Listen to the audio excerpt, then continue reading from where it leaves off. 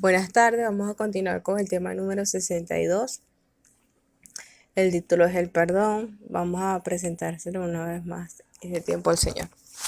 Padre, en esta hora estamos delante de tu presencia, Señor, para pedirte, Señor, que seas tú tomando el control de este tiempo, Señor, se tú agilizando todo, Padre.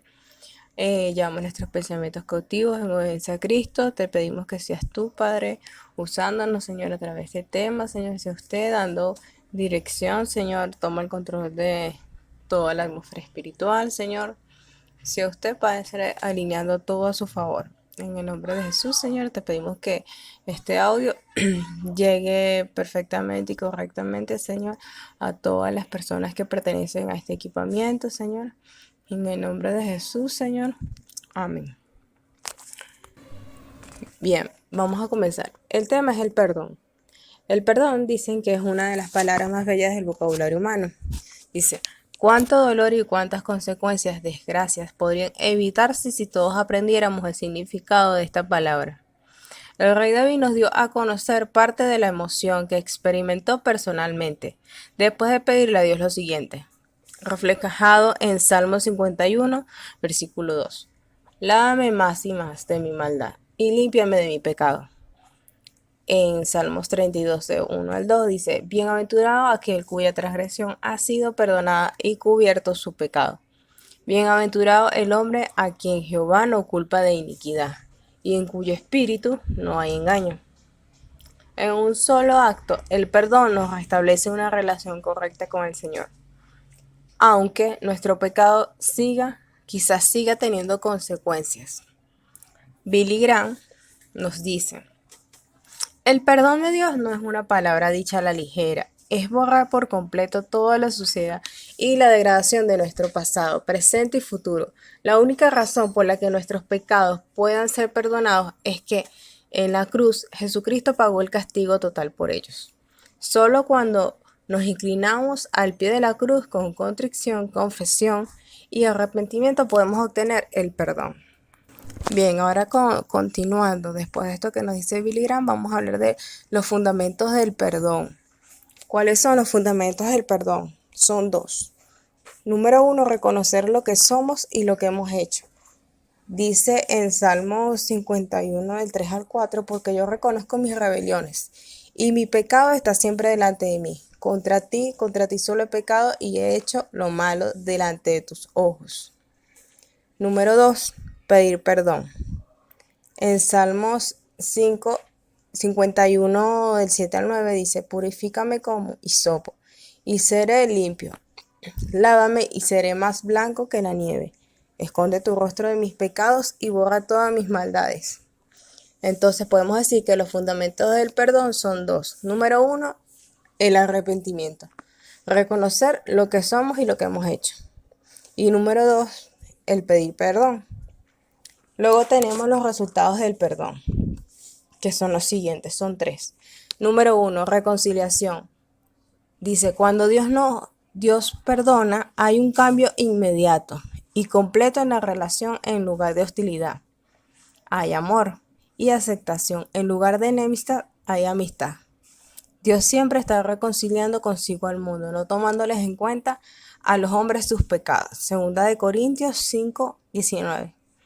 Es decir, que la reconciliación nos está hablando de que ese cambio debe ser instantáneo, inmediatamente, por decirlo de una manera, todo lo que está mal va a pasar a bien, todo lo que es antivalores va a pasar a valor, porque Dios es todo lo bueno y Él nos limpia. Entonces esa reconciliación debe ser automática. Debe, como bien lo dijimos anteriormente, ser cambiado de una manera inmediata, de enemistad a amistad. Luego tenemos la purificación, que es el segundo resultado del perdón, y nos dice, la esencia misma del perdón es ser restaurados a nuestra posición original delante de Dios.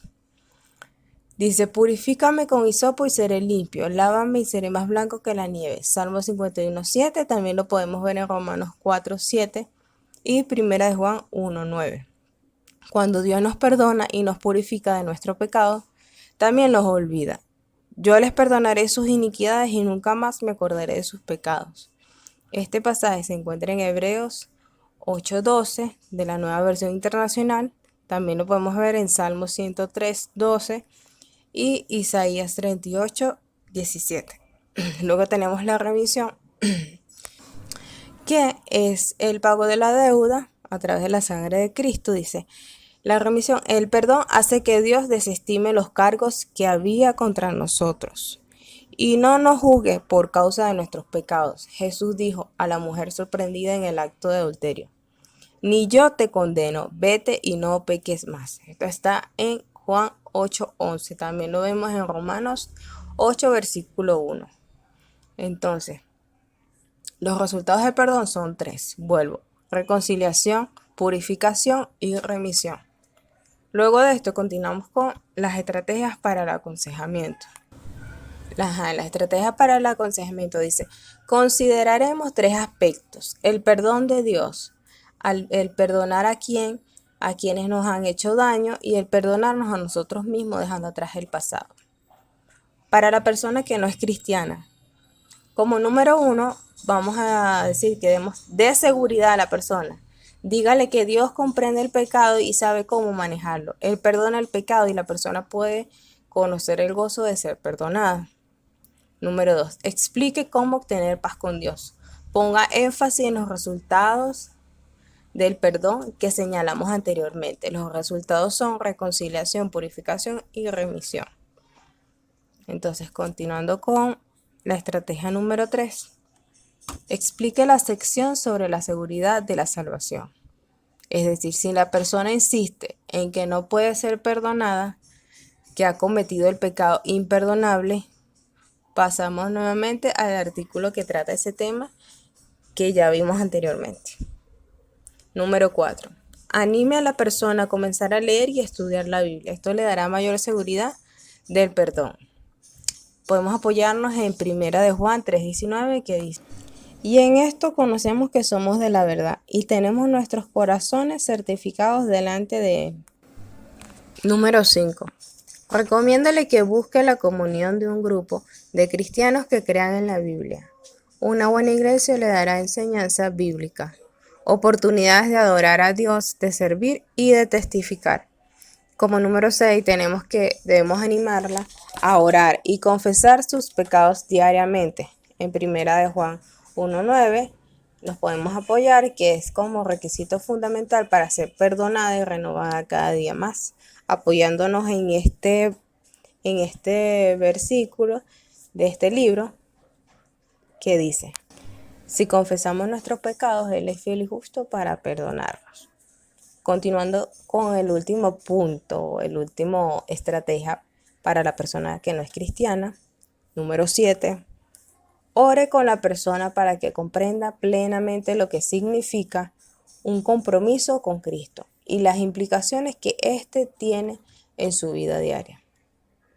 Ahora, las estrategias para el cristiano que está amargado o resentido. Número 1. Señale amablemente que tal actitud es pecaminosa. La persona debe poner su propia casa en orden y confesar la amargura y el resentimiento a Dios como pecado. Número 2. Anime a la persona a perdonar a quienes le han hecho daño o la han ofendido. Es difícil, pero Dios nos ordena que lo hagamos, soportándonos unos a otros y perdonándonos unos a otros. Si alguno tuviera queja contra otro, de la manera que Cristo os perdonó, así también hacedlo vosotros. Este pasaje se encuentra en Colosenses 3:13. Algunas veces quienes menos merecen el perdón son quienes más lo necesitan. Perdonar como el Señor perdonó significa olvidar. Esto es difícil y quizás lleve tiempo, pero Dios puede cambiar nuestra actitud.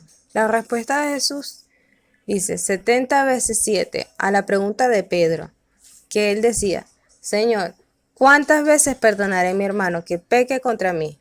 Esto lo vemos en Mateo 18, 21 al 35. Implica que el cristiano debe estar dispuesto a perdonar y aún debe estar deseoso de hacerlo. Estrategia número 3. Recomienda a la persona que en el espíritu, o sea, que en cuanto a Colosenses 3:13, ¿verdad? Como lo dije anteriormente, se guíe por allí y trate de restaurar la relación que está rota. Muy probablemente esto significa lo que es caminar una milla más, caminar la segunda milla. En Mateo 5:41, bien, y dice, y a cualquiera que te obligue a llevar carga por una milla, ve con él 2. Eso es lo que estamos hablando de caminar la segunda milla. Lo que quizás sea necesario para poder renovar la relación, hasta que una de las partes involucradas tome la iniciativa del perdón y la restauración. La relación continuará rota. Debemos intentar reconciliarnos ya sea que la otra persona responda o no. Esta tercera y última estrategia en cuanto al cristiano que está amargado o resentido quiere decirnos que nosotros tenemos que llevar a la persona pues a que se guíe por estos textos bíblicos que nos indican que debemos tender puentes, debemos dar el primer paso a nosotros y llevar a lo que es tener la iniciativa del perdón, la restauración y debemos intentar esa reconciliación. Así la persona esté dispuesta o no, pero ese es nuestro deber. Ahora continuando con las estrategias para el cristiano que no puede perdonarse a sí mismo, como número 1, dice, pregúntele si realmente se ha arrepentido y ha confesado todo su pecado a Dios.